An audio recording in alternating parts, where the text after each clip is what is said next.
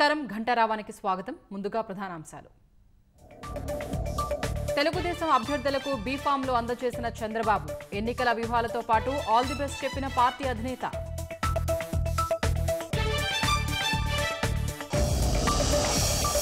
ఐదు స్థానాల్లో అభ్యర్థుల్ని మార్చిన తెలుగుదేశం ఉండి నుంచి రఘురామకృష్ణరాజుకు అవకాశం.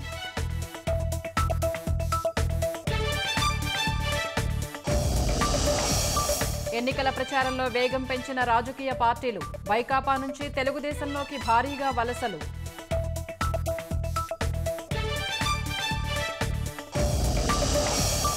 ఆస్తిలో చెల్లికివ్వాల్సిన వాటాను కొందరు తమదిగా భావిస్తారు. పరోక్షంగా జగన్పై షర్మిల విమర్శలు.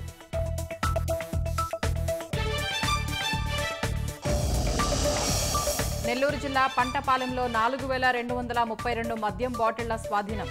3 కార్లలో తరలిస్తూ ఉండగా 5గురిని అదుపులోకి తీసుకున్న పోలీసులు. ఎన్నికల్లో గెలవలేమని పోటీ చేయకుండా సోనియా పారిపోయారన్న మోదీ. కాంగ్రెస్ దుస్థితికి ఆత్మవిమర్శ చేసుకోవాలని సూచన.